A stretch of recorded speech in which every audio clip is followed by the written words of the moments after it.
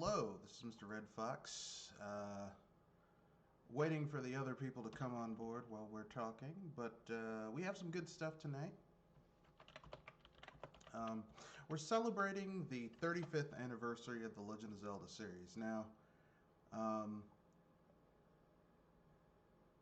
this is a rare opportunity for me because, I actually get to wax poetic about a franchise that I literally grew up with. Because I'm the same age as this franchise. So,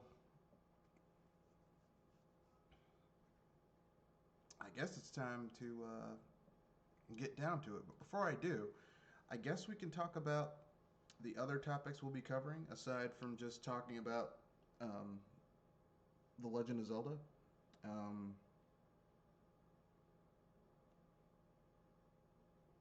so, we have a few news stories here. Um, First one being that Blaster Master Zero 3 is coming out in July, so just roughly March, April, May, June, July, 3 months away.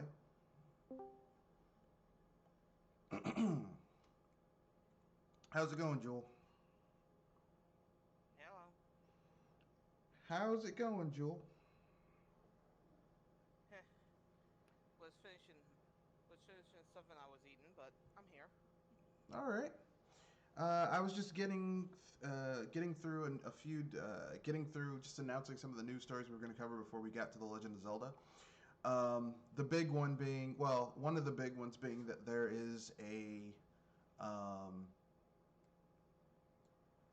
uh, the culmination of the NT Creates um, Blaster Master trilogy. Mm-hmm. So, you know, if you're a fan of Blaster Master, It sounds pretty neat. yeah, well, I like the first remake because it's basically like a updated remake of the original Blaster Master, with where the third act is completely different from everything else. And Blaster Master Zero Two is a little. It's really different. It feels more like a Mega Man Zero game than a Blaster Master game. Um, so hopefully they hit that sweet spot between one and two with this third one. Um, Uh, at least they are not. At least they're not scared to say as three. yeah, Sorry. yeah, because Valve can never get to three. They can't count to three. One, two, 2.5, 2.6, 2.7, 4. What happened to three? None of your goddamn business. Um,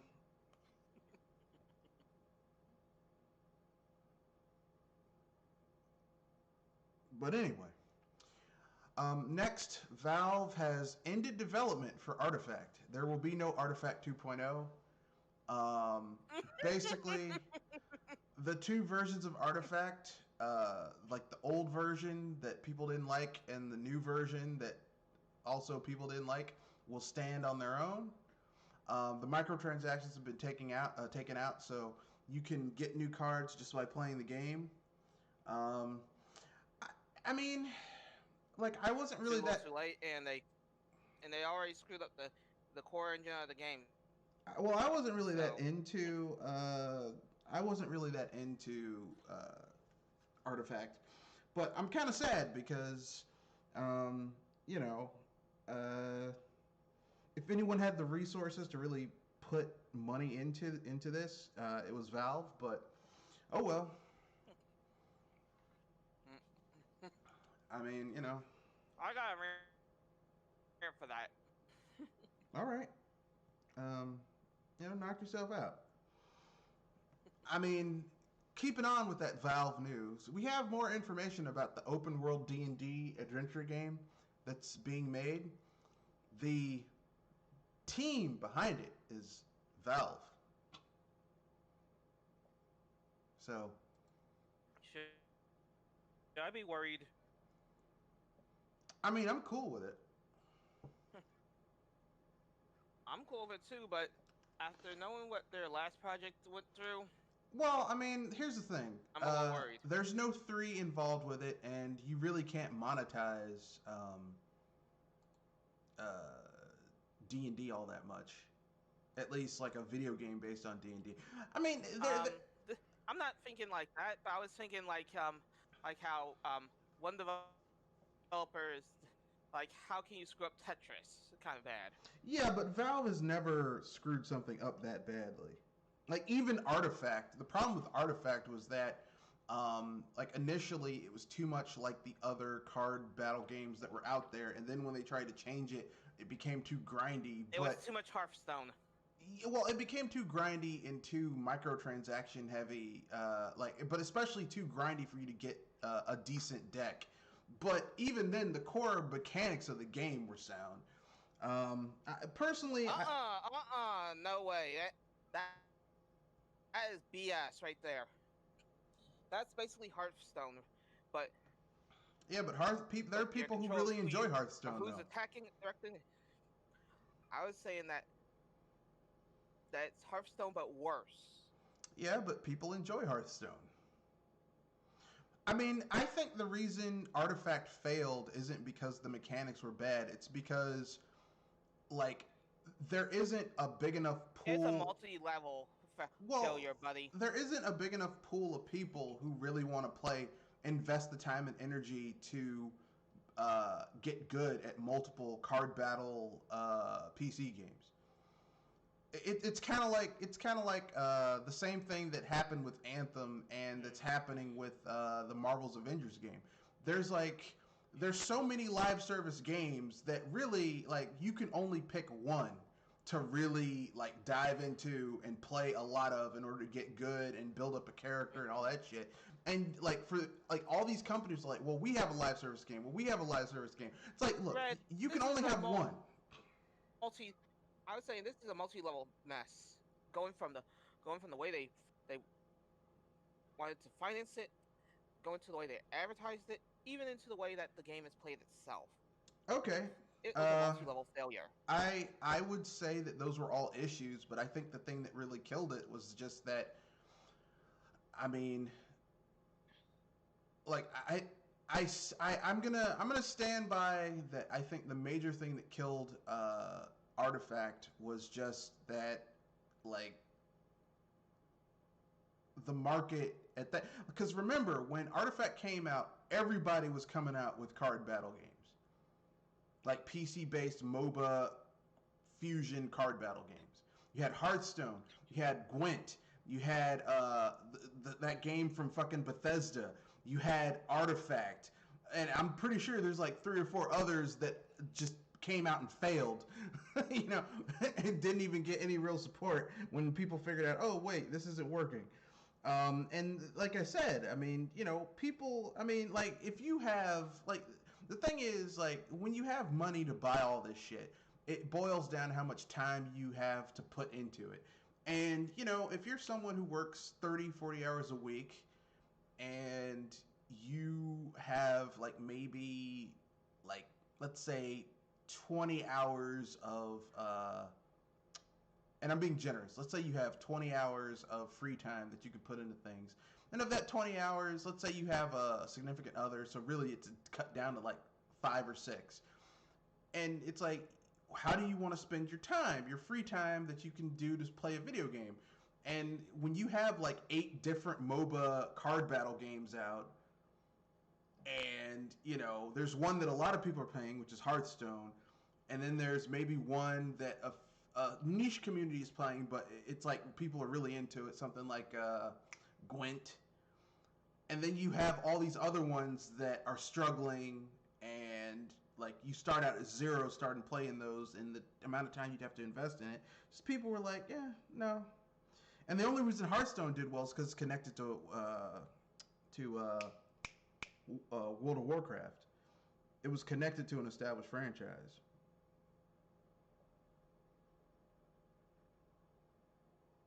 Actually they hijacked a game that was in development, and then they put Hearthstone over it. I mean Warcraft over it. Yeah, but I mean, a lot of the cards, a lot of the heroes, a lot of the players are either Warcraft related or like the surprise characters are like uh, Blizzard related. Like I think some of the cards are the Lost Vikings from Lost Vikings and shit like that. So I mean, it kind of makes sense that like if I was you're gonna a say fan of you're that going shit, Heroes of the Storm there for a bit. if they're, I mean, if yeah, but I mean, I'm pretty sure those were special characters added to that. So, I mean, that's kind of like there's that connection. There's literally Artifact. I think Artifact is a spinoff from Dota, which is Defense of the Ancients, if I remember correctly. Mhm. Yeah. And Defense of the Ancients was always like second tier compared to um,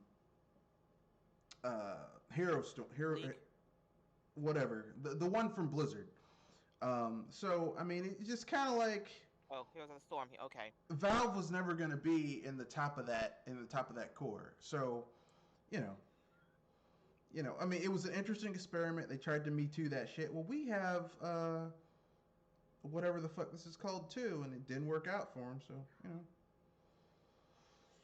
I mean, I think had they handled it a little bit better, it could have been something cool. But this is Valve, and like it seems like it's worse because Valve doesn't really make new IPs very often. They really don't.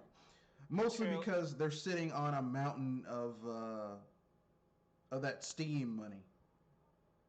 And Red, this is from somebody that has played card games and is trying to actually craft one herself. But I consider that it's a multi-layered failure, and it starts in the game itself, followed by how it was put, how it's made to be purchased. Like the game mechanics kind of screw you over, and in turn that really makes it hard to actually evolve into the game. And in turn, you have to buy into it, which goes into which goes into the business phase. And well, when it go when the business phase is making things even worse, that really can shred players away from it, even if it had some support behind it. All right, fair enough. Uh, I mean, like I said, it could go either way, but um, like I think those were issues. But I mean, how many other games are grindy? Are grindy. The progression is tied to you either grinding or spending money that do really well. I mean, look at the Division and the Division Two and FIFA and Madden. But I think the difference between those games and this game is that just like with FIFA, you have with soccer games, you have two options: FIFA and Pro Evolution Soccer. With Madden, you only have one option: Madden. With the Division, there's no other games like the Division out right now, really. But with Artifact, like I said, there were tons of those. Like, because I remember when it came out, like people were talking about, do we really need another card battle MOBA game? Apparently, Valve thought they could toss their hat in the ring and it would work, and the shit didn't work. It was like, oh, okay, well, I mean, I'm glad they tried, but because you do need new IPs in the video game industry. You can't keep on just rolling on the same shit over and over again because things fall apart. But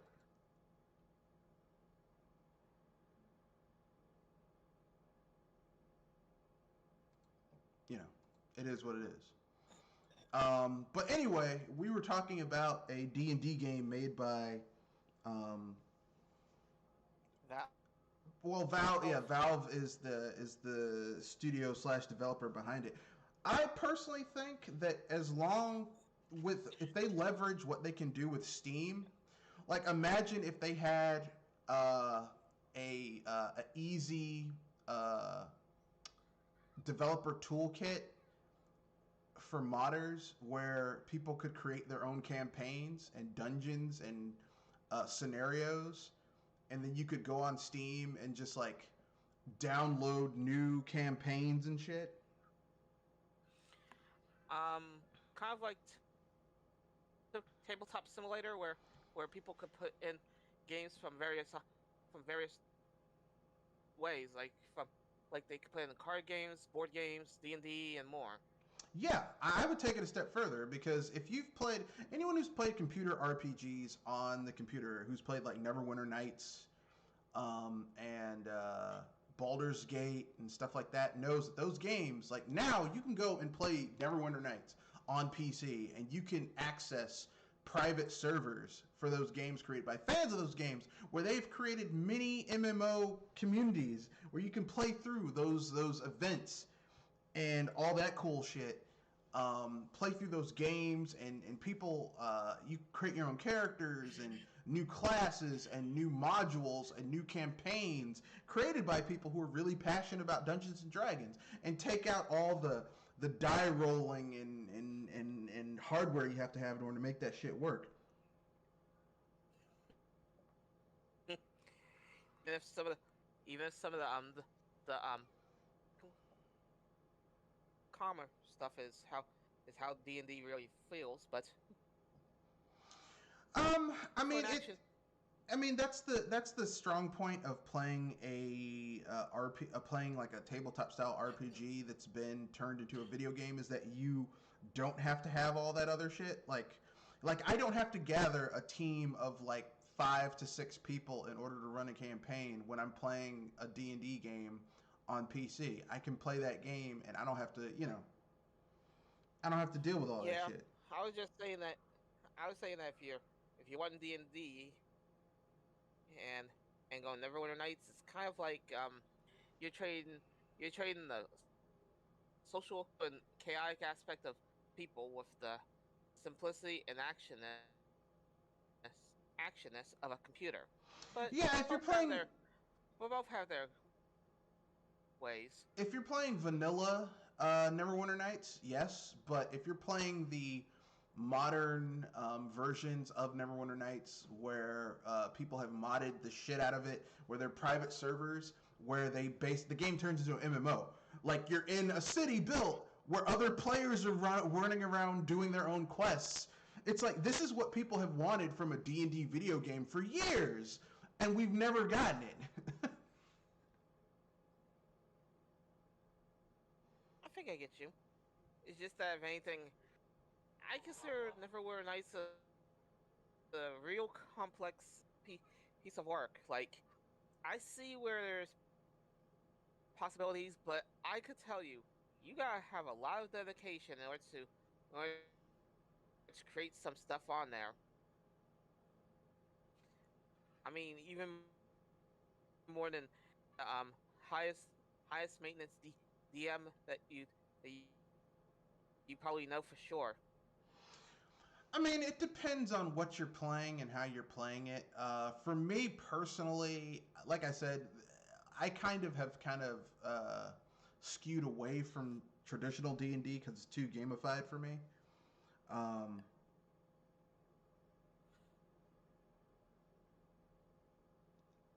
Too gamified, but to each his own. But anyway, but I'm just quite happy that someone is actually going to put some real money behind a D&D game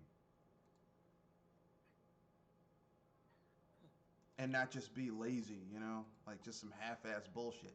Like I want to see people put some real money behind it and have a game with some cool stuff going down. I was just saying that hopefully if Valve is the DM, hopefully he will not be one of those DMs that are too boring to work with. I mean, like I said, if the core game is good and then they add the ability for people who are playing the game to create their own campaigns and stuff like that, that'll be great. Because that's one of the hallmarks of D&D is taking the base because let's keep it real, most of the base modules in D&D are okay. There's very few that are great. I was going to say that books and modules that I know I've read or at least that are out in public, those are basically vanilla flavors with Yeah. a few pieces of chocolate over there or peanut butter. I mean, I feel like occasionally you'll get a Curse of Strahd. Um, occasionally you'll get like, something really deep and interesting. The Temple of Elemental Evil. That's kind of an okay. The Gygax modules are just sadistic because Gary Gygax created the game and he made everything want to kill you. So those Gygax modules are just nope, fuck I was you. gonna say, I'm done. hey, you if you're playing Gygax, you just put yourself in hard mode. Yeah, everything's gonna kill you in a Gygax module. But I mean, for people to just create some really decent modules that can do some pretty cool stuff, I'd be cool with that. Like I'm not like I don't know why people are all like, oh no, we can't. It's like do something interesting, you know?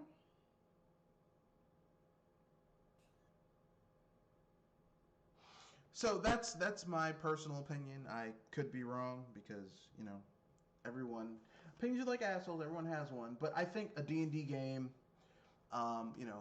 a D&D game, because D&D we all know is inspired by classical English mythology.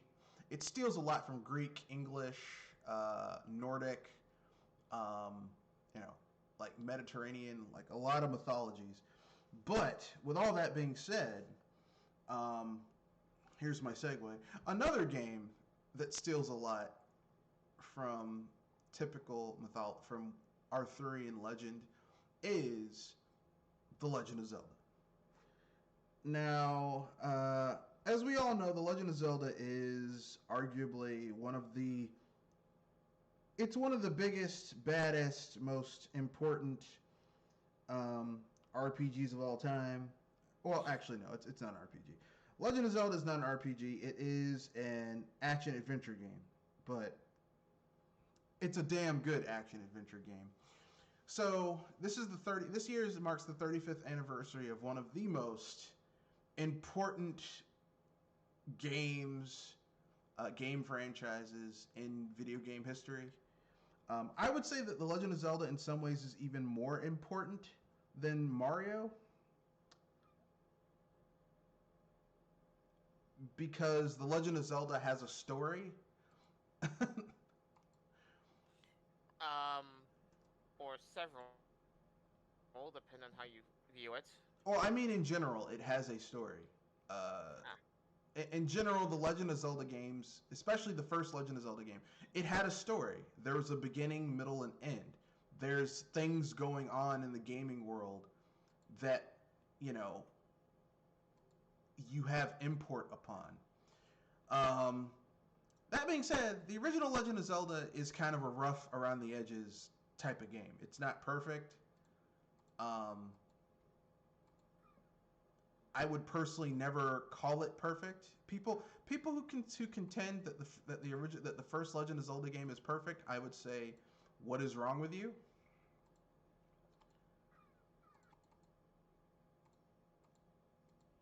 But you know, to each his own.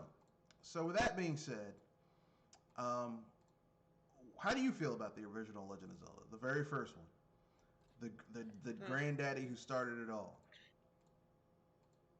If we could, if we ever see it modified to be more friendly, then I could see that this could get a revision. I mean, get a revival of how the game would really feel. But otherwise, I'd say it's a start. So if anything, it's going to have a clunky start. Sounds like someone's playing the Sonic the Hedgehog. Huh. Sorry if it.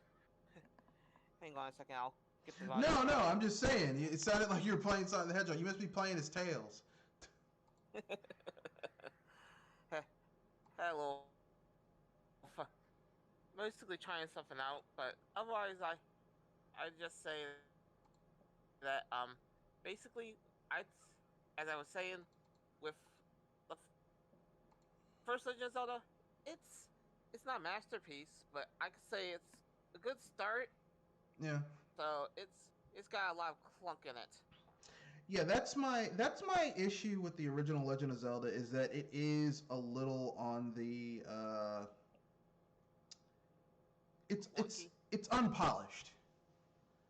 And I know that was the best they could do at the time. They could, yeah, but then again, it's it's it's a first shot. What do you expect? It's gonna have some. It's gonna be what's the word? Problem written or bug written at the start. I mean, the thing is for me about the original Legend of Zelda that kind of brings it down a little bit for me is that for the time it's a really revolutionary game, but even other games in the series, it's like, man, this game is not that good. I It's was gonna. okay, but I was it's not ancient. it's not as good as it could. Like, okay, if you play um, the original Castlevania, like, I was gonna say that it's been a long time since I played that. well, if you play the original Castlevania, it's rough, but you can still see where there's good things going on in that game. But if you play,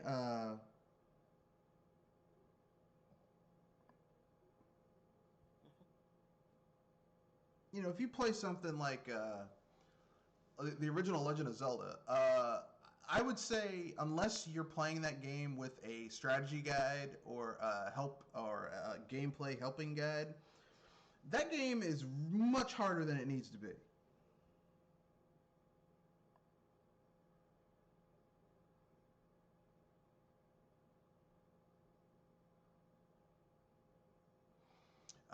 And I stand by that statement. The original, it's much harder than it has any business being. Um,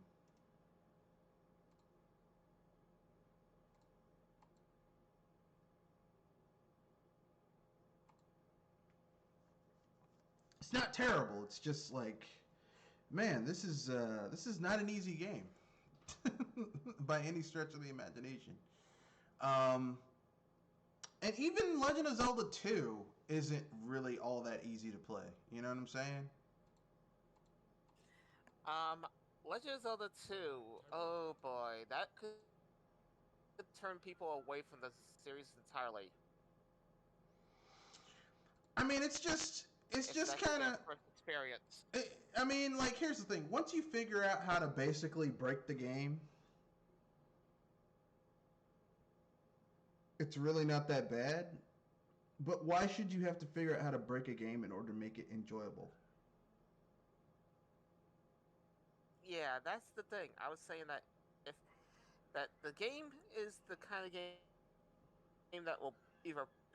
bring you into the series a little bit better or entirely send you off the cliff and let you be away from Zelda forever.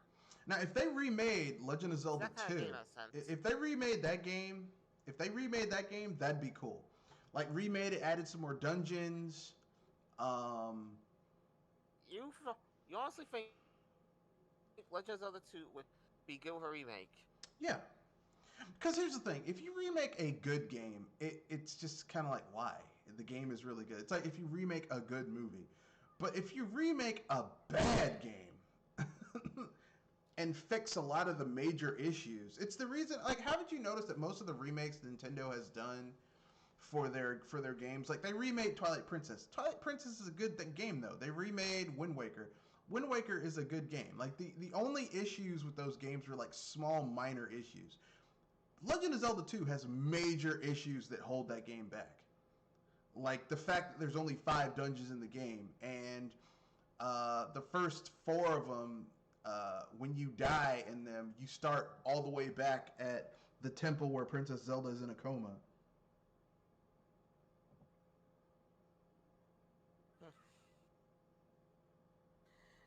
I would say hopefully somebody will remake both the first and second Legend of Zelda to at least give them a better chance. I'd hope for the first Legend of Zelda first. I mean, the first Legend of Zelda being remade could be done, but I mean, if they were gonna remake that game, I would have them remake it in the Link to the Past engine, like they did for BS Legend of Zelda, the Saddle of You version. Then have them remake it like they did that remake of Link's Awakening in that Uh-huh. terrible, terrible engine they did. You mean that SNES engine that was online? Yeah, the Saddle of You engine, yeah. Ooh boy, I was hoping never to mention that. No, I'd be okay with them remaking The Legend of Zelda using the Saddle of You engine. That'd be cool. I wouldn't be against it. Yeah, I have to wonder how that's gonna fare I mean, if yeah, it's a remake like that. the graphic horrors would be mad, but fuck them. I mean, like for me, if you're I'm gonna not talking about the redo graphic source. I'm just saying that it brings back some cringe. if you're gonna remake a 2D Legend of Zelda game, like an over top down 2D Legend of Zelda game, then you should use an engine that's really good for a 2D over the top graphical style. And for those types of games, you can either go like for the most archaic, you can either go with an engine that looks like Link's Awakening DX, but that's too primitive. You know what I mean? Especially if you're putting it on something like the Switch, um, then it's gonna like people would have a revolt if they did a remake of the first Legend of Zelda game and the graphics look like something off of the Game Boy Color. Like that would be offensive because like you have all this power, why don't you take advantage of it? I would say just basically take the general idea of the engine that you had for the Super Nintendo, but update it for a more modern time. So maybe not like the Super Nintendo, but maybe something like the Minish Cap, maybe a graphical style like that. Except don't make Link blonde. That's my only. Don't make Link blonde. Make his hair red like it used to be, like back in the day,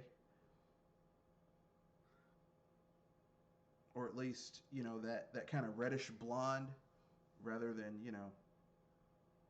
Yeah, like how they did him in the original Legend of Zelda before the color change. Or you could go old SNES style pink. That'll be interesting. Why is your hair pink? Don't ask. Oh yeah, Don't ask why my hair is pink. None of your damn business why my hair is pink.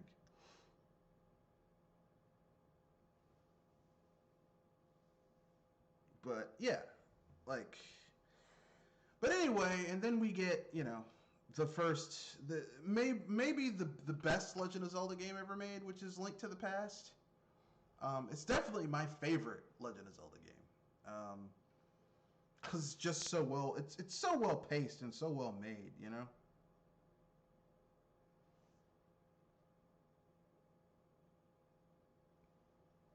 Thoughts? I have to agree because that honestly is one of the things that I like about the series entirely. That the 2D, this is where I would actually be joining in as far as 2D Legend of Zelda, at least as far as being a fan of the series.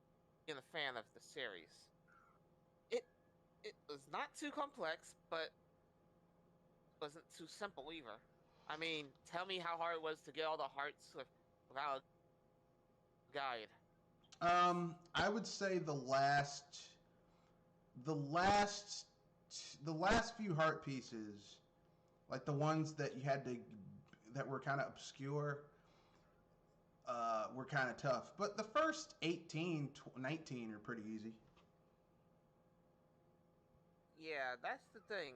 I I couldn't find all those heart pieces, but if anything, I at least had fun finding them where I go, and basically basically enjoyed the story along with it.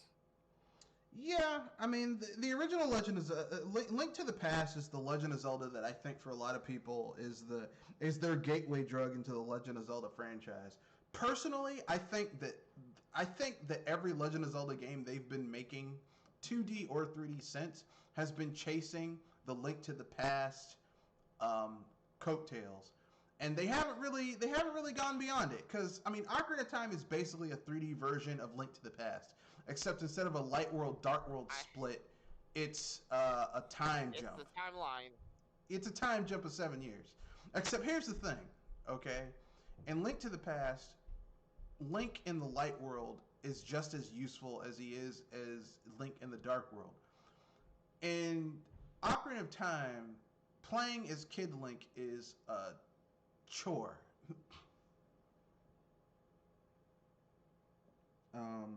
Which kind of renders the game not nearly as fun as it could be. You know what I'm saying? Mm-hmm. Like I will stand. I will stand. I will.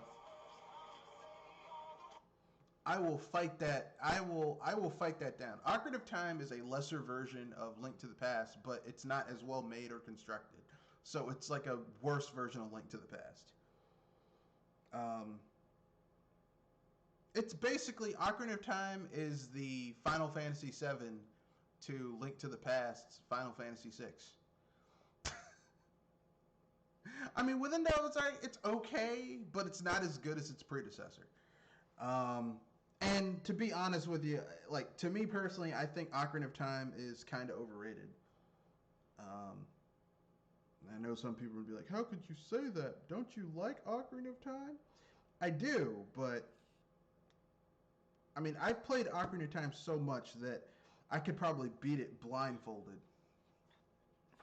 Yeah, for for me, this is I think where we part ways a little bit because, as I said, I'm not a 3D Legend of Zelda fan. I'm more of a 2D, which means my next game was Link's Awakening.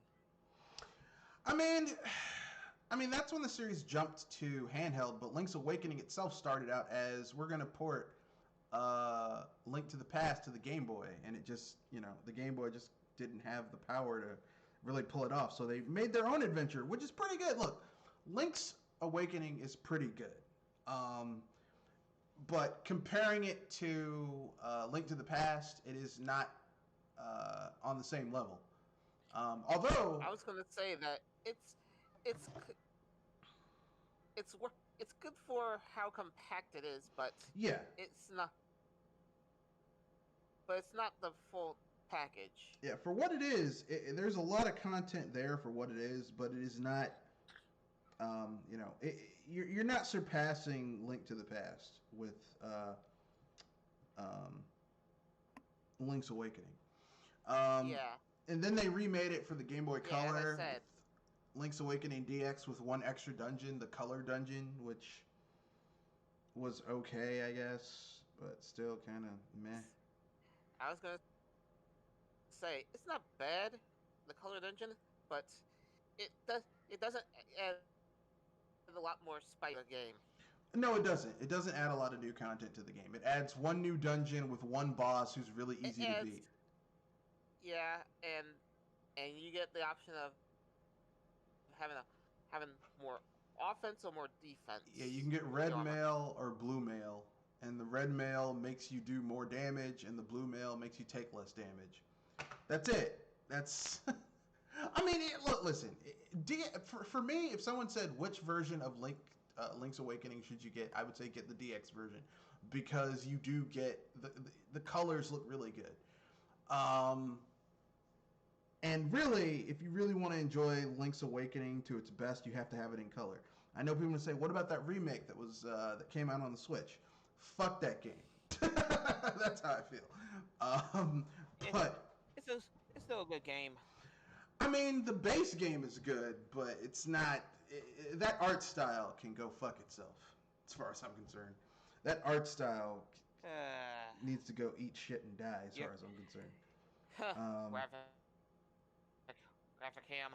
It's not about graphics. It's the art style for that game is just not very appealing. Like it isn't. Come off it. It's not an appealing art style. It isn't. At least to me. I mean, I know some people might like it, but yeah, I thought it was ugly. Kinda cute. I can tell you already. I thought it was an ugly art style for what was one of the best handheld. I thought it was an ugly art style for what was one of the best handheld Legend of Zelda games of all time. Um, Huh. like I Sorry, was, you mm-mm. got me laughing my rear end off that line. Seriously. What, that I thought the art style was ugly. Yes. Well, I mean, opinions, they're like assholes. And boy, does that one reek. And to me, I thought the art style was ugly. I mean, it. I mean, I get what they were going for, but the execution was just not what it Uh-uh. could have and should have been for that game. Um, so I mean, like, here's the thing. It's like taking a paper. It's like trying really hard to get an A on a paper, but you get a D. Yeah, you tried to get an A, but I mean, once the grades are in, you still got a D. I mean, you, you graphical ham. no, I'm not. I'm not. The art style is not the same thing as the as graphical fidelity. So I'm not complaining about the graphical Uh-huh. fidelity. I'm You're, complaining about the art you're, style. the art style is good. You're just salted.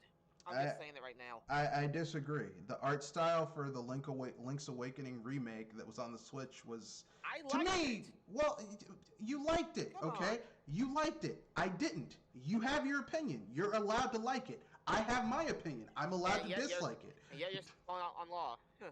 What? Like, you're calling out like law. I'm not calling it out. I'm simply saying, to me, I didn't like it. I thought it was ugly. I thought the game deserved a better art style, especially when you consider all of the uh, all of the art styles they could have used, and they used that. It just I didn't find it appealing. You know, I seen worse. I seen worse art styles from somebody that uses MS Paint for 3 seconds. You expect me to buy your line saying that the art style was bad? I didn't say it was bad. I said I didn't like it.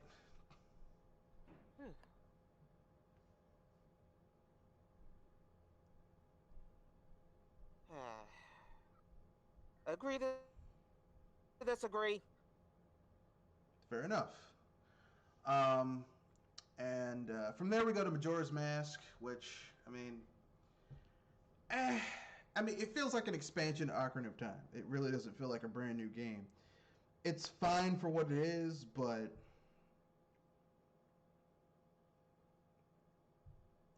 I wouldn't say it's the best game ever made.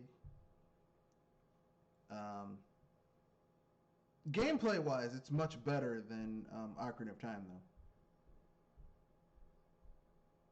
I'll give it that much. Game Gameplay wise, movement is better, attacks are better, the bosses are more interesting. Um,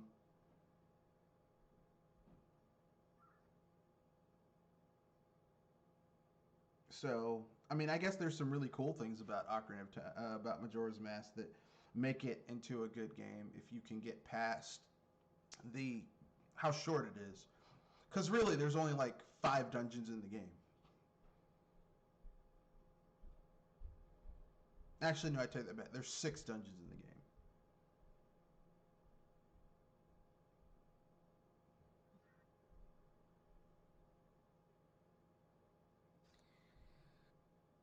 So, if anything, I think the only thing that the 3D dungeons have mostly in common is the water dungeons are always a pain in the rear end. Uh, I, I mean, a lot of people find the water dungeon in Ocarina of Time to be a son of a bitch. I personally don't. I just think that the water dungeon, like, here's the thing. Ocarina of Time, a lot of the problems with Ocarina of Time comes from the fact that they simply took the formula from Link to the Past and converted it into a 3D and added a third dimension. The problem is that some of those puzzles don't work. Some of those dungeon designs and puzzles don't work as well in the third dimension. And that's kind of the flaw with that game. Like the water temple, if the water temple was in 3D, probably wouldn't have been that bad. But when you try to turn the water temple into if the water temple was in 2D, it probably wouldn't have been that bad in Ocarina of Time. But because they turned it into a 3D game, like they took that design philosophy and turned it into 3D without understanding how the third dimension changes up how certain design aspects are realized. That kind of brought that game down. Because, I mean, I will admit that there are some aspects of Ocarina of Time in terms of its design where I'm just like, for real? Like there's a part in the water dungeon where you have to go up this water pillar, water elevator, and an enemy jumps from above you and just attacks you. And I'm like, that's just really cheap, you know? Because if you move, you fall out of the water pillar and you go down to the previous floor. And you can't really, like, lure the enemy to attack you so that you can take them out unless that happens. So, basically, you're between a rock and a hard place. And that's just bad design, you know? But, I mean, they kind of get a pass because it is the first Legend of Zelda game in 3D. But, you know, there's a lot of like minor issues, design issues with Ocarina of Time that just kind of hold it back from being the great game that people. Better? Well, everyone's like, I think Ocarina of Time is an overrated game. It's good. It was good for be the first Legend of Zelda game in 3D. It's like Final Fantasy VII. Final Fantasy VII is the first Final Fantasy that's in 3D. But if you look at it, like. And when it came out, that was really important. But if you look at Final Fantasy VII compared to earlier games in the series and even later games in the series, it's really not all that good. And that's the same thing with, Ocarina of Time. It's like Ocarina of Time on paper seems like it's really awesome, but when you really get down to it,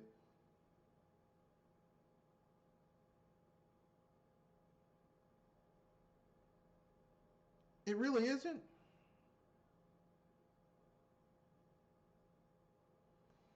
You know what I'm saying? I mean, it's not terrible. It's just not as perfect as people would have you believe. Polish. Exactly. It's not as polished as later games would be. Majora's Mask fixes a lot of those issues. Like movement is better in Majora's Mask. The dungeons have better designs. The puzzles are better. The enemies are much better designed. I was gonna say they're much better designed and probably made a lot more difficult with a timer on your back. Well, I mean, the timer, once you figure out like how the game mechanics work, the timer really doesn't become a thing for Majora's Mask. Not really. I was saying a portion of it at least. I mean, like once you get the Song of Time and the thing that basically stretches out time to be 2 times to give you so it basically feels like the invisible timer stretches out time so that you essentially have 6 days versus 3 to do everything. Time, like the time, like everything being on a timer. The only time that's an issue is when you first when you first play the game and the world is about to end, and like because it's part of the game design is to show you what's at stake if you don't stop Majora's Mask and the moon from crashing into Termina. But like once you start getting the songs that can control time and stuff like that, the time issue is a non-issue. It's like an arbitrary deadline that really doesn't mean anything because you have the means to change it.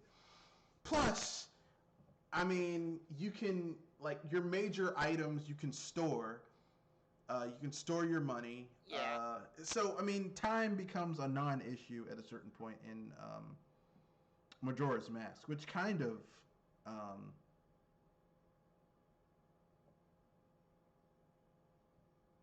kind of negates a lot of it, really. To be honest with you. Yeah. So you have to. So you probably have to find the means to get that song first. I mean, like you pretty much get the major ones, like the Song of Time. You as soon as you get the Ocarina of Time, you get the Song of Time.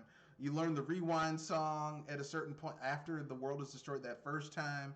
It's like so a lot of things like you're kind of given to make that game easier. Like Majora's Mask um, fixes a lot of the problems of Ocarina of Time, but also it's because it's like literally like half as long as Ocarina of Time. It kind of doesn't make that much of a difference. Like I said, Ocarina of Time is kind of like, I mean, Majora's Mask is kind of like an expansion to Ocarina of Time. Like, that's basically what it is. It's an expansion, um, which kind of brings it down a little bit. Anyway, then we go on to the next to some of the best handheld games in the series. Oracle of Ages, Oracle of Seasons, and the Minish Cap. Yeah. Those games really good. The only downside, they're difficult, but they're good. yeah, the only downside is that Capcom changed the invincibility times because in like Link's Awakening, you take a hit, you get 3 seconds of invincibility time. In the Capcom games, you get 1 second, and it's from when the enemies hit you. You don't get a series of flashing. So basically, if enemies crowd your ass in the Capcom games, they can basically destroy you if you don't. Yeah. Over. Yeah. And combine that with Link's customary flinch when he takes damage, it just kind of falls apart. Yeah. Yeah. I was gonna say that would be knockback, wouldn't it? Well, I mean, it's not really knockback per se, because you could use that to get out of a bad situation. In Oracle of Ages, Oracle of Seasons, he flinches. There's a little bit of a knockback, but not enough to really not get you out of the fight. And then Link just kind of sort of he flashes invincible for a little bit, and that's it. You know, it's kind of like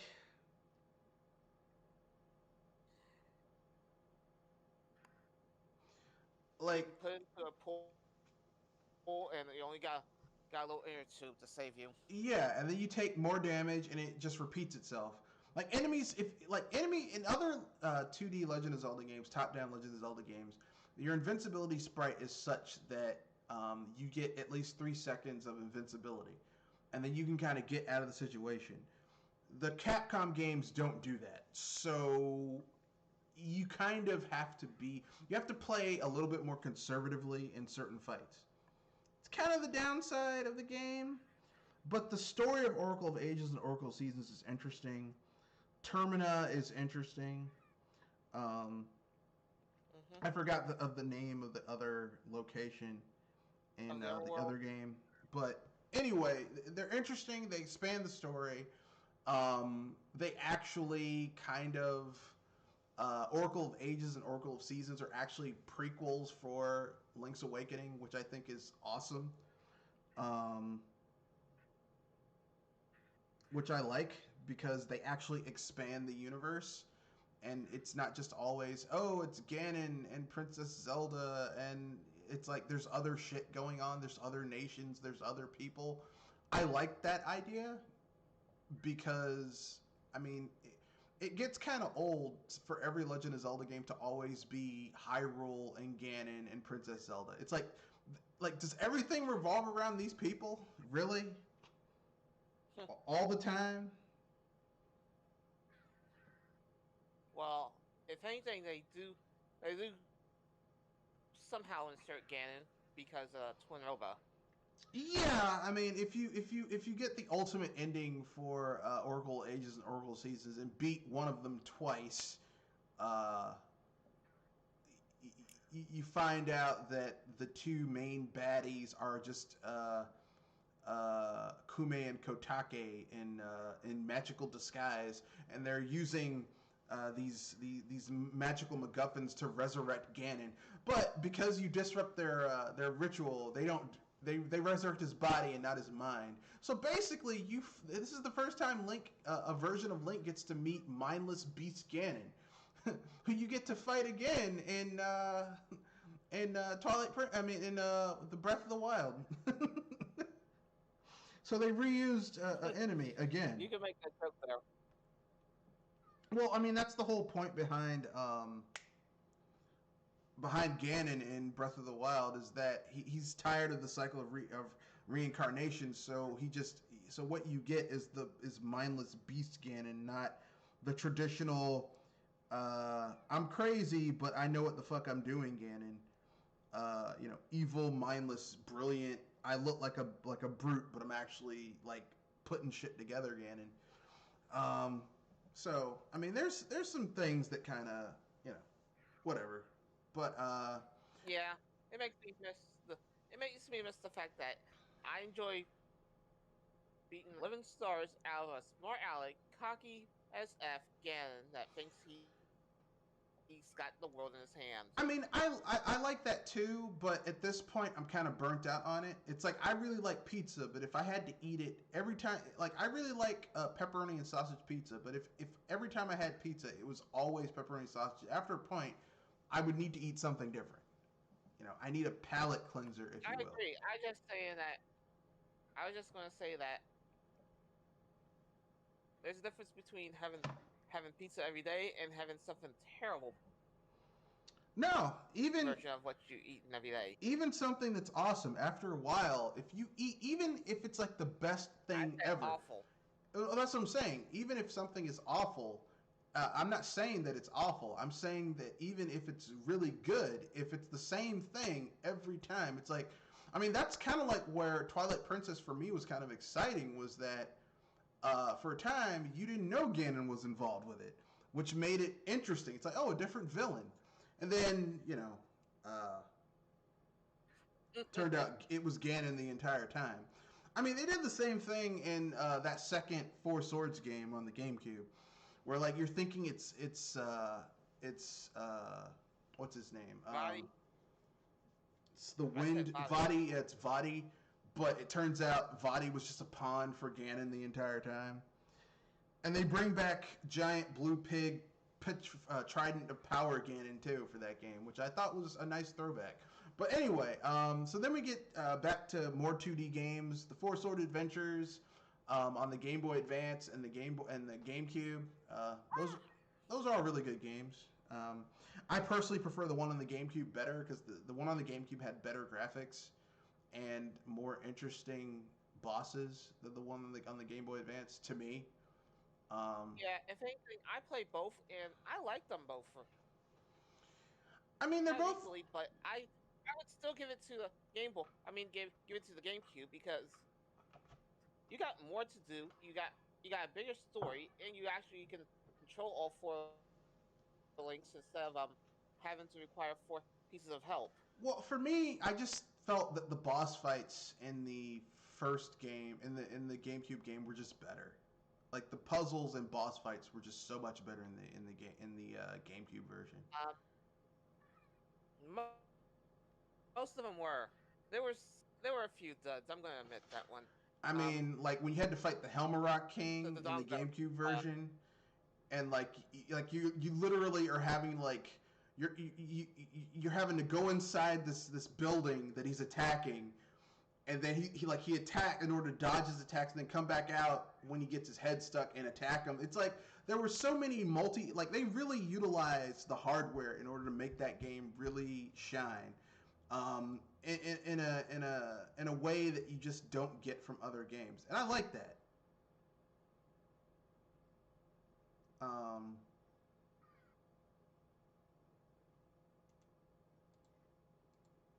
So. And you really didn't get that from the Game Boy Advance. Although they couldn't really have done that on the Game Boy Advance for Four Swords because the technology, like the Game Boy Advance was a nice piece of tech, but It just couldn't have done the shit that the I was GameCube was doing. gonna say that technology was limited to a degree. Yeah, but I mean, they're both good games. But I'm just saying the one on the plus. I mean, they did a remake of Link to the Past on the Game Boy Advance, and they did something that pissed me the fuck off. And they gave Link a voice, the same voice from Ocarina of Time, and that was just that pissed me off. I still don't funny like that I can actually tolerate it. No. I don't want to hear like if you're gonna do a port of that game, don't because I mean like Link to the Past is one of the few games if you do a port of it, you don't have to change anything. It's literally you don't have to change anything for that game. It's perfect the way it is. The music isn't as good as the SNES version, which is offensive to me. And then I consider that weird. you're gonna give Link because the sound chip the sound chip in the Game Boy Advance, despite being a more advanced sound chip, just can't do the type of sampling that the SNES could. So, just wasn't able. Just doesn't sound as good. I mean, there are ports of games that are on the Game Boy Advance from Super Nintendo where the Super Nintendo versions sound better. So, I was gonna say that the sound was not terrible, but it's not terrible. It's just not as good as what was on the console. Yeah. At least you're not. At least you're not trying to turn the volume down for it. No, it's not like the jumping music. It's not like the music. It's not like the music quality from Final Fight from the SNES to Final Fight on the Game Boy Advance.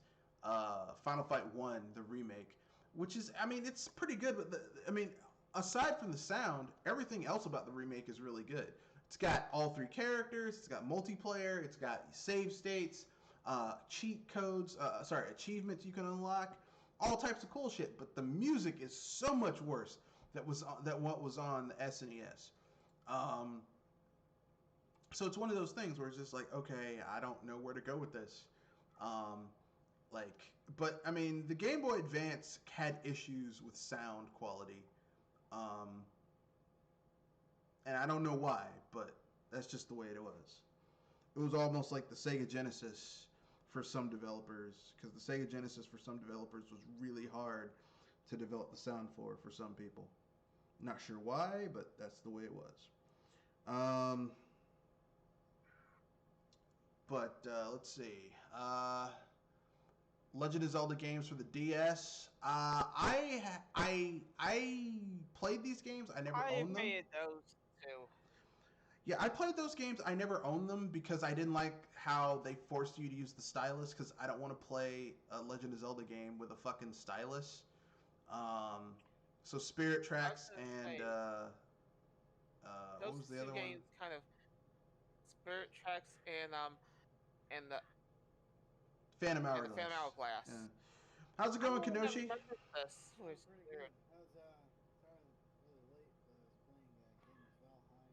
Yeah, I saw you. Your Discord is hooked up to your game, to your streaming, so I can see what you're playing sometimes. Yeah, I turned mine off. I'm like, no one's gonna know what the fuck I'm playing. No one's damn business what I'm playing. I didn't say anything. I was like, man, let him enjoy his game. He's got his new game. It's cool. We were talking about how the 2D Legend of Zelda games, I personally didn't like them very much. I like the idea behind them. I like the idea of Spirit Tracks. I like the idea of Phantom Hourglass, but I don't like using a fucking stylus to play those games. So when they were like, yeah, you can use a stylus to do this, I'm like, fuck this. I wasn't too crazy about those games either. It's kind of like, well, they look cool. I expect they have the Wind Waker aesthetic, but I still like the whole stylus thing. Yeah, the stylus kind of was I was like, there were a whole bunch of really good games that came out for the DS where they forced stylus controls in it. I was like, man, fuck this. Super Mario 3D, Super Mario 64 3D, not 3D, DS, Diddy Kong Racing DS, those two Legend of Zelda games. I'm like, why the fuck would you put stylus controls in these games? I know you want to push the stylus, but come on, man. Nintendo was all about. That was sort of an era. I mean, they're still kind of there, but I feel like They're all about gimmicks. Yeah, but I feel like with the Switch, they at least give you more the option to not to use the gimmick, but because I mean, but the thing is, they took good games and put shitty controls in them with the stylus. I'm like, why would you take a good game and make it worse by forcing people to use this gimmick? Like, if a gimmick is cool, I'm all for it. Star Fox 64, Star Fox for the SNES. The gimmick was the 3D polygons for the ship models. Okay, that was the gimmick, and that gimmick was awesome. Plus, you had that awesome kick-ass electro rock music. Okay, that gimmick was awesome. Okay, the gimmick was the graphical style. Okay, and we were okay with that. And then with Star Fox 64, the gimmick was Rumble. And we were still okay with that. Yeah. But at a certain point, it's like, look, when they did Star Fox Command, where they're like, you can play this game that's traditionally with a normal controller, but with a stylus, I'm like, what the who told you to do this? Who said this was a good idea? Yeah. Damn gimmicks. I'm all for gimmicks if they're good, but don't take something that's perfect by itself. It's the equivalent of someone saying, hey, pizza's good, right? Yeah. Okay, well, here's a pepperoni and sausage and mushroom pizza. Oh, that looks good. Hey, you know what else is good? What? Peanut butter. Yeah, peanut butter's good. I'm going to put peanut butter on this pepperoni sausage and mushroom pizza. No! Two good things together doesn't make it into a better thing. Sometimes two good things are just two good things that are better separated. Okay?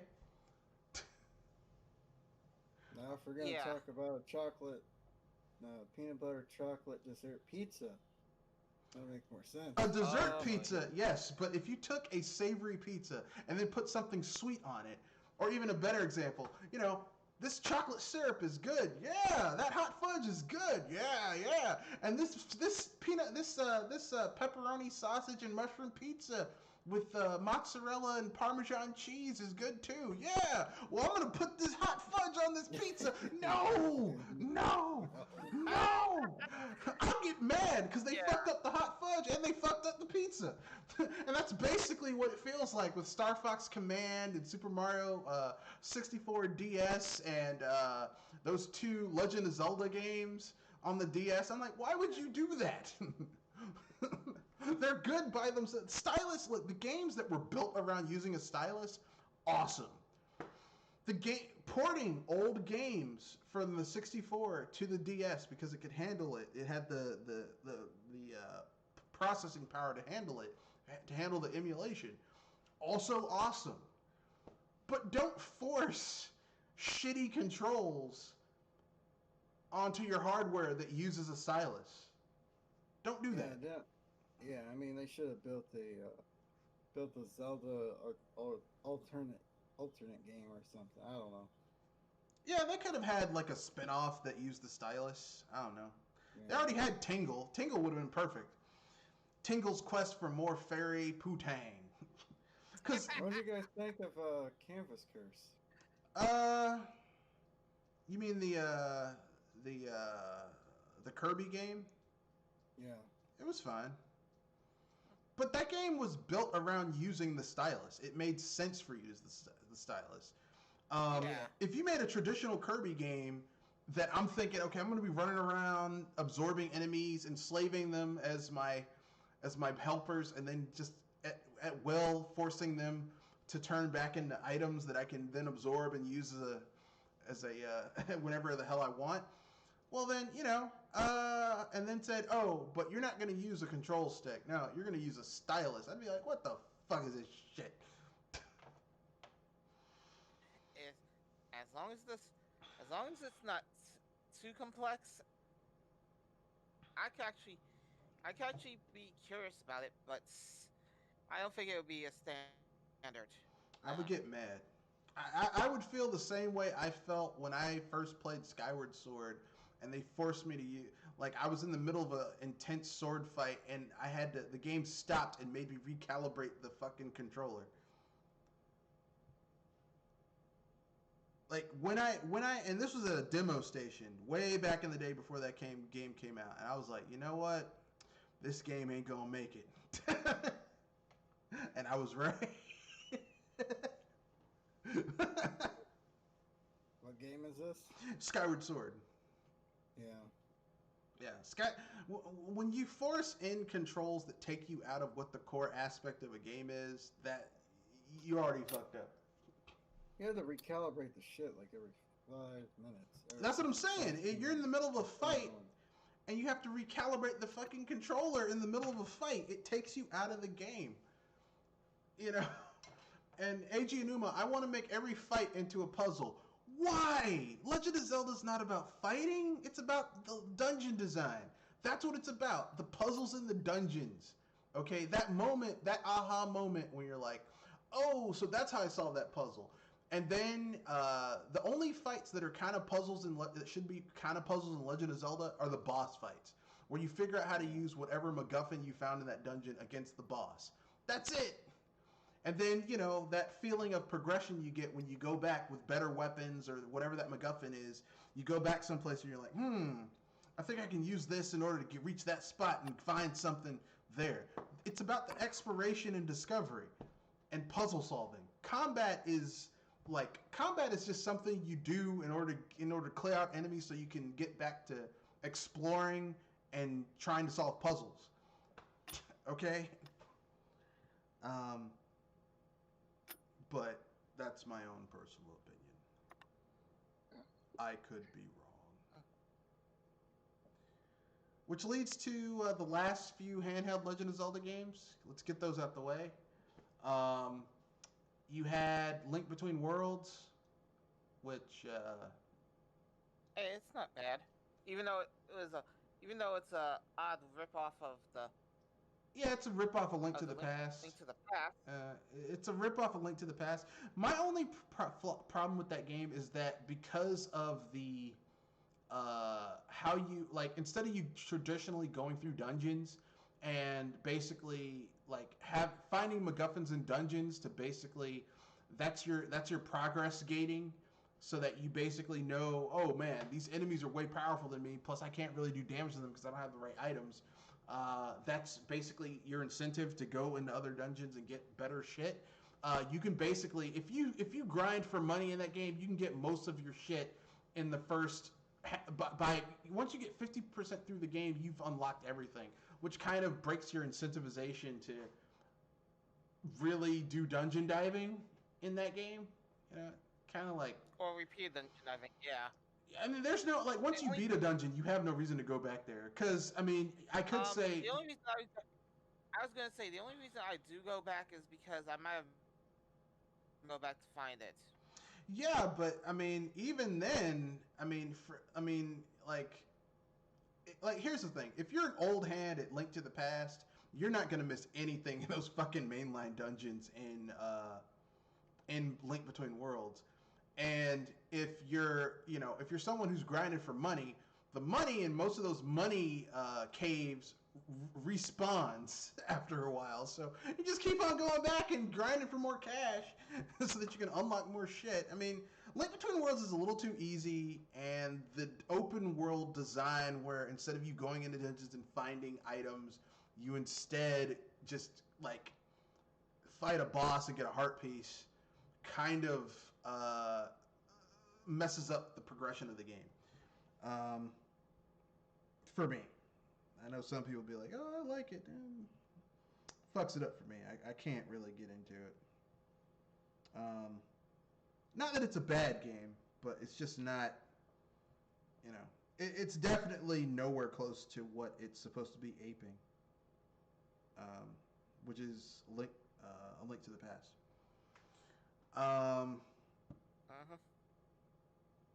And I'm not going to talk about that spin-off game where Link can dress in drag. Triforce Heroes. Yeah, I downloaded the demo for that game and I was like, this isn't for me. And it's not because of the whole I played drag it, dressing and thing. It's I just I say that wanted a traditional Legend of Zelda game and not a party game kind of thing, whatever that was. it's not a party game. It's more of a cooperation game. Yeah, you're supposed to hook up Oh with boy, people and do stuff, and I'm like, it makes you. no. If anything, I was able to do it solo and had some work to try to do it with friends. Yes, you'll be pulling your hair out if you don't have communication with some of these people. And those Yeah, 8 buttons. I mean, I get that. I just don't want to play a multiplayer Legend of Zelda game. Like, I feel the same way about Legend of Zelda the way I feel about a Metroid game or a Grand Theft Auto game. It's a personal journey between you and the player character, and it's not something I want to share with other people. Like, It didn't look as interesting as Four Swords Adventure. I mean, Four Swords Adventure on the GameCube was a game you could play by yourself. Yeah, you could have other people there with you, but you didn't need them. Yeah, that game. I played that game a few years ago. I got it for GameCube. It was back when I was in college, and I thought, hey, this game's pretty decent. It's not bad. It's not a bad game. No, no. And plus, I mean, I have to say, it has one of the most badass final boss fights against Ganon I've seen in a Legend of Zelda game. Yeah, and I think they had another studio do that game. Maybe, but it was really well done.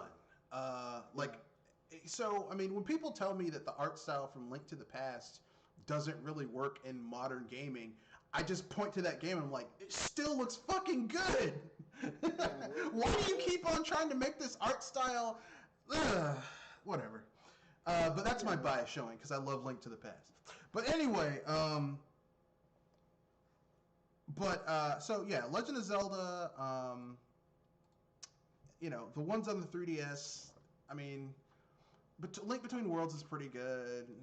I can kind of take or leave Triforce Heroes.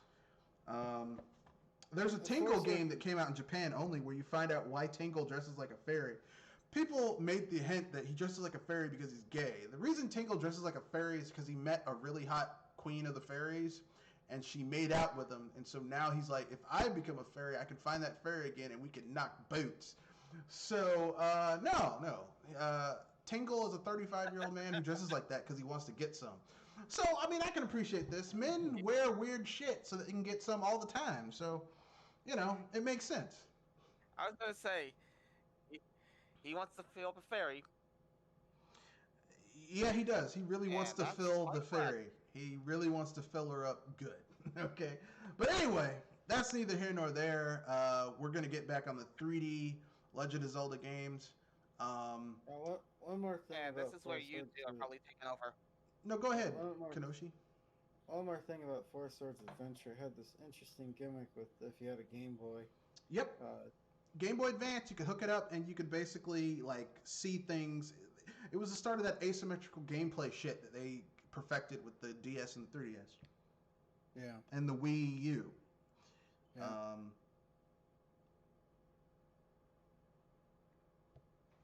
You are 100% correct, sir. I would have loved for them to do another installment of the Four Swords Adventure game on the Wii U. Not the Switch, because you really couldn't do it on the Switch, because the Switch doesn't do asymmetrical gameplay, but man! Yeah, I mean, it's kind of, they came out with that, what was that? That 4-player co-op game for the 3DS, that Zelda game was just... Four Swords? I saw that. Or Triforce Heroes, or whatever it's called. Yeah. I was just disappointed. I was like, man, this isn't a proper sequel to Four Swords Adventure. No, because Triforce Heroes was just something different. Literally, they had the engine from Link Between Worlds, and they're like, shit, we can make some more money with this engine, so let's just make a game using those assets. And it would be a game where you can wear different outfits. It's like, this could have been an awesome single-player game where, instead of in Majora's Mask, you wore masks, you just got different outfits that gave Link different abilities. That could have been awesome, but did they do that? No. Let's make a multiplayer co-op game. Because that's what people want from a Legend of Zelda title. I'm being facetious if you cannot tell. Anyway, we've got the last little bit of 3D Legend of Zelda games. On the GameCube, you had two. You had Wind Waker and Twilight Princess. Wind Waker kind of got hated on when it first came out because people wanted like a darker Ocarina of Time. But in hindsight, first of all, Wind Waker is surprisingly dark. Don't let those cartoonish anime like graphical style art style fool you. It actually is pretty friggin' awesome. Plus, it ends with one of the most badass Link killing Ganon moments, where he literally plants the Master Sword into his forehead. I was gonna say, he turned Ganondorf into the pedestal of time. He shish kebabbed his ass with the Master Sword. I mean, that is just badass as fuck. And then, to add insult to injury, the spirit of the King of Hyrule makes a wish to bury Hyrule underneath the sea and break the curse that Ganondorf put on Hyrule and the surrounding lands. Basically, like, literally, the King of Hyrule masterminds this super plan to end Ganondorf once and for all. It's amazing. I mean, it's one of the most badass endings in the Legend of Zelda series. I give props to Wind Waker. And the thing that kept people from enjoying that game was just the art style was a little cartoony. Yeah. I'm like, really? You're going to let that hold you back from, fun? That's just stupid. And then we had Twilight Princess, which, to me, Twilight Princess is the better Ocarina of Time. Like, all the issues that you have with Ocarina of Time, fixed with Twilight Princess. Yeah. So I'm okay with that. I like upgraded Stuff. I like Twilight Princess is the better version of Ocarina of Time. Like, all the issues people have with Ocarina of Time, the slow pacing, the unskippable cutscenes, the kind of formulaic dungeons, the kind of shoddy dungeon design for some of the dungeons. Ocarina of Time, Twilight Princess fixes all of that. Plus, Twilight Princess has some really cool, interesting character models, and the gimmicks are actually pretty useful, pretty interesting in that game. Like, turning to a wolf is useful, whereas Kid Link is useless in Ocarina of Time. Except, oh man, I gotta go. The only useful thing about being Kid Link is that You can get into spaces. you can get into tight holes, but that's just kind of like, that's kind of a stupid gimmick for such a useless form. Whereas, the Wolf Link has his feral attack, which lets him insta-kill enemies. He can sniff out and sense things. He can sniff out certain things that other people can't sniff. He can sense things that other creatures can't sense with his heightened animal senses. He can hear things that other people can't hear. He can talk to other animals. It's like, wow, this is actually useful. Not instead of the useless Kid Link form in Ocarina of Time.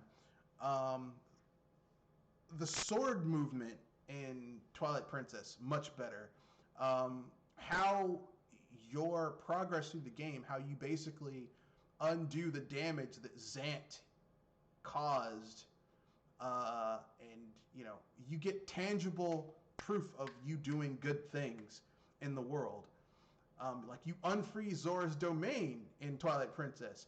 They say you unfreeze Zora's domain in Ocarina of Time. You never see it. But yeah, the Zora's domain will one day unthaw. Really? Because in Twilight Princess, I got to see that shit unfreeze immediately. So what was preventing you from doing it? Plus, you get a pretty awesome final battle against Ganondorf and Twilight Princess that I say is better than what you had in Ocarina of Time. And a nice twist on the whole Ganondorf throwing energy balls at you and you bouncing that shit back. So yeah. Sweet revenge. Yeah, well, he takes over Princess Zelda's body to do it, which is kind of an interesting twist on the traditional Ganondorf playing volleyball with Link with his energy balls. And from there, you go to the Wii generation. I mean, the Wii U generation, the Wii and Wii U generation, which, you know, Skyward Sword, Breath of the Wild. I mean, Skyward Sword for me is kind of like I like the art style, but I find the overall attention to motion controls kind of Lackluster. well. They put so many resources into getting the motion controls to work, or at least to be functional, that other shit in that game suffered. Same thing with Breath of the Wild. They put so much time and attention getting that engine to work that other shit suffered.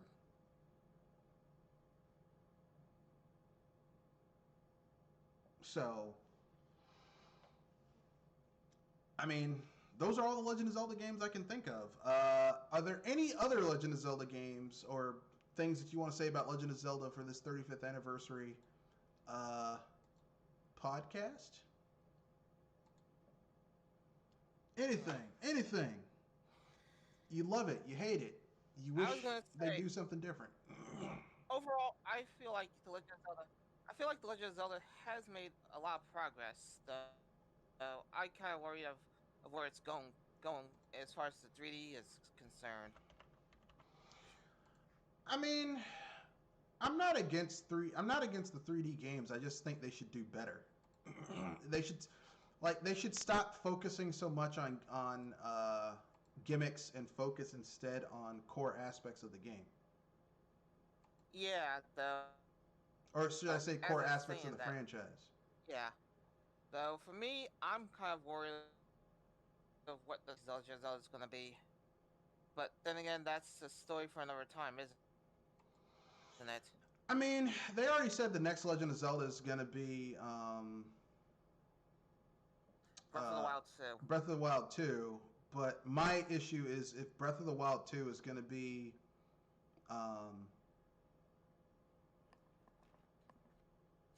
is Breath of the Wild 2 going to Like be the first Breath of the Wild? more like Breath of the Wild? If it's going to be like Breath of the Wild, then I'm probably not going to be interested in it. I could agree with you there. Because no dungeons, just a whole bunch of the same shit over and over again. Yeah, those dungeons. I mean, come on. You probably be munching those things like breakfast biscuits if they're that short. I mean, the thing is, I just wasn't that interested in those dungeons in that game.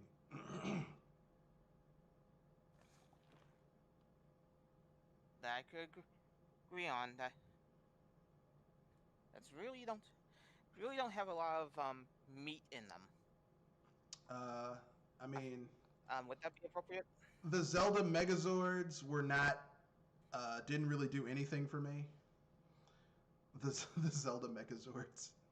Now maybe if they had done some, like here's what would have been cool. Okay, even if they'd only had those 4 dungeons of the Dungeon Megazords, even if they'd only had those, here's what would have been cool. Okay, imagine if in Breath of the Wild, once you freed up the Dungeon Megazords, they came together into a Super Megazord that you then used in order to break through Ganondorf's barrier around Hyrule Castle and destroy his hold on the ancient guardians.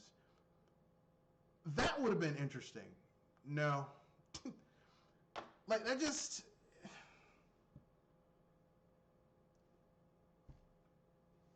And they kind of did something sort of like that, but not really. You know, it just...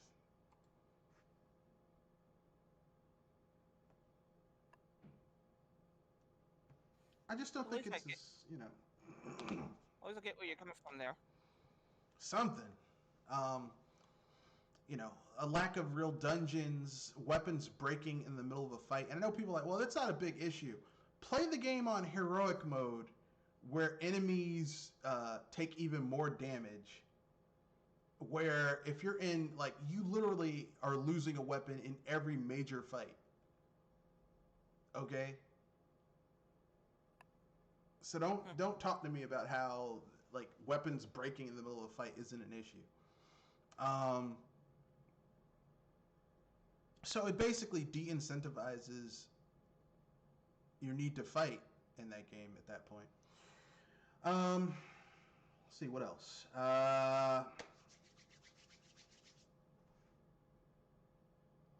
So I guess we should talk about the future of the Legend of Zelda franchise. Anything you guys want from the next few games in the series, or something you think they should add? This is probably gonna be the weirdest thing coming out of me, cause I'm usually the one that's for gameplay, but I honestly with want to know if there's actually a way, a serious ending to one of the branches that they supposedly suggested that the series is going in, or or is there something like or is there something else going on? I mean, in a sense, we already have an ending to one of those with Twilight Princess, but I'm just guessing over there. I mean, so instead of having the three different timelines, you want to see a definitive ending to one of them, basically.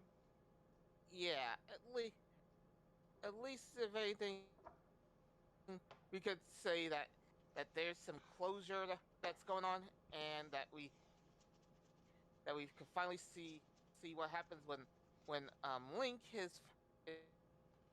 having to deal with a villain that is not Ganondorf and is trying to um do do some crazy stuff with the Triforce that Ganon never thought about or tried. Fair enough. Kenoshi? Um,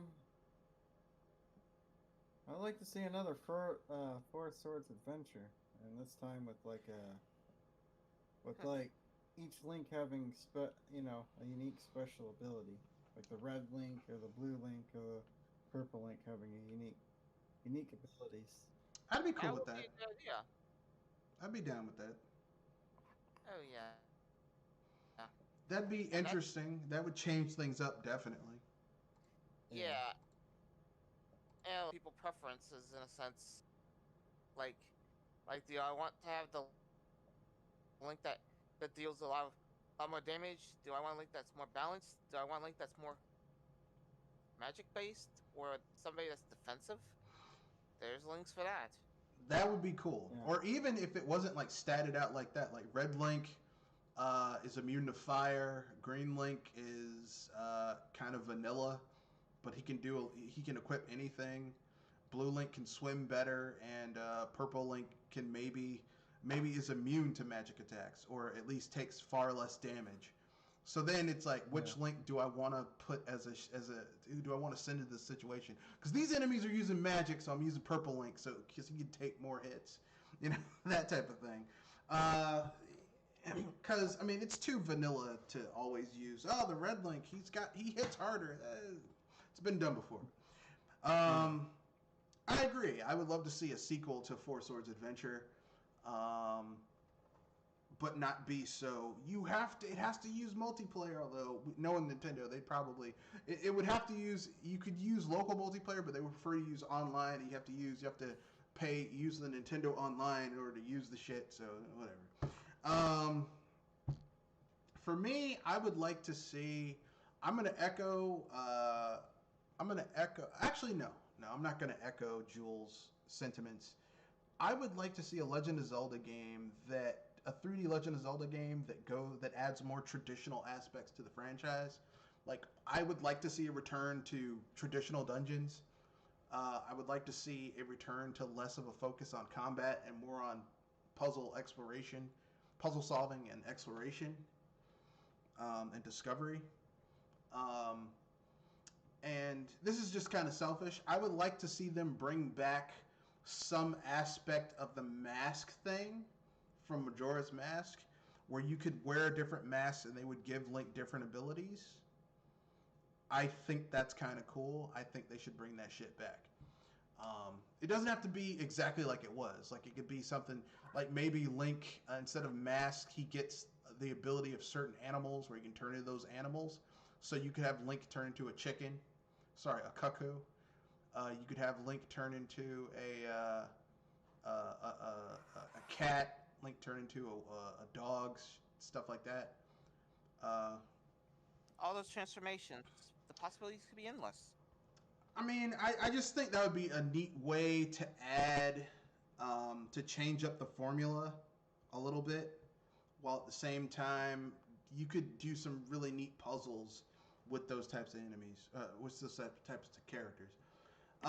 Next, I guess we can nominate our a-hole of the week and then wrap things up. Who wants to go first?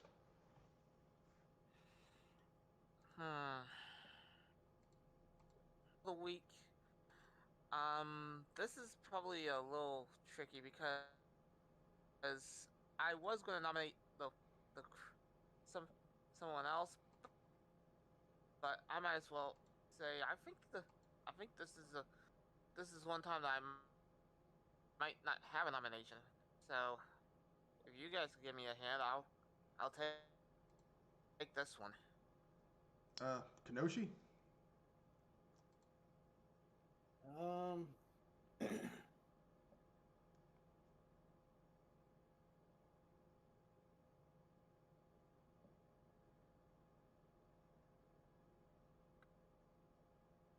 I don't have one. I don't have one either. I guess it's my turn then. My a-hole of the week, my nomination for a-hole of the week is, I'm gonna go with someone who we nominated last week. But I'm gonna keep it rolling. But it's not gonna be the same people because we already did Google last week. I'm going with E3. E3 is my a-hole of the week. You're going with the Electronic Gaming Expo. I mean, the Electronic Entertainment Expo. Yes, and the reason why I'm going with E3 is because they're like, oh well, we can do it online. It's like, why are you even wasting people's time with this shit? Because there is absolutely nothing that they can show on an E3 online event that these companies can't show themselves without even involving E3. You know what I mean?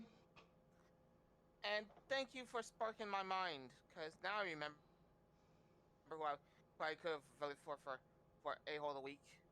The people that made a role game and their excuse for increasing the grind. Yeah, I mean what E3 did. It's the equivalent of someone coming up to you right now and saying, "Hey, we have a movie coming out, and it's going to be on streaming, but you can also come to a movie theater and watch it." Why the fuck would I go to a movie theater when I can watch it at home? Who does that?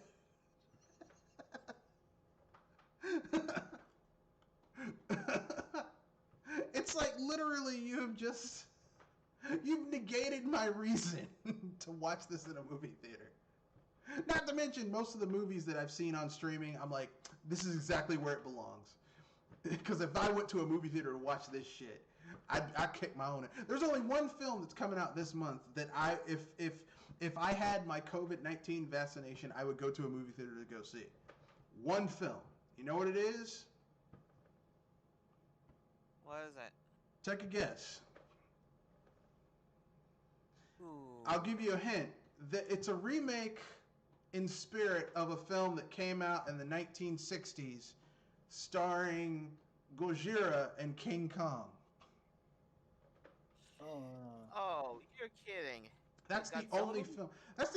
Because I mean, for that type of film, like for the surround sound and the with the Dolby 5.0 surround sound and 3D and all that shit, that's actually really fun to watch in a movie theater. And like, even though I have a 3D TV with the glasses, and a banging Dolby 3.0 surround sound, sorry, 4.0 surround sound system in my basement. It's just not the same as a movie theater.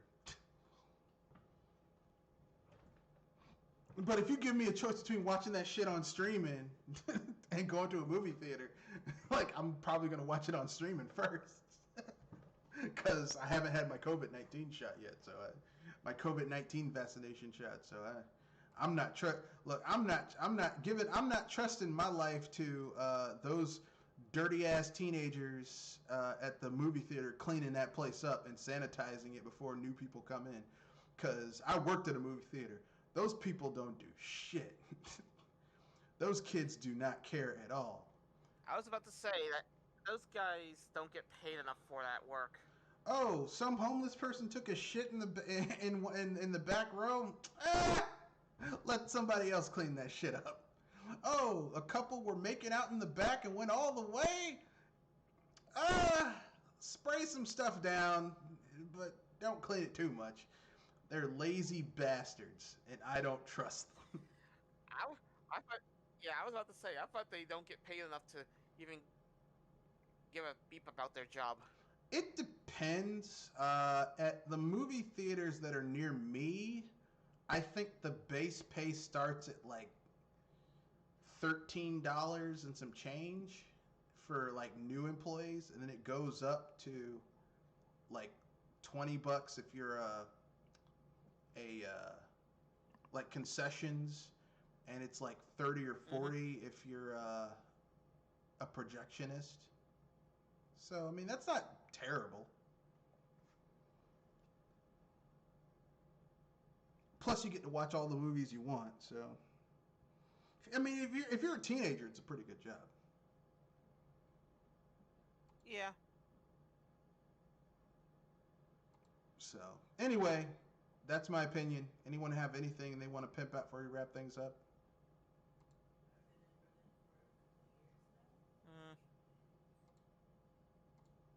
I think we're all right.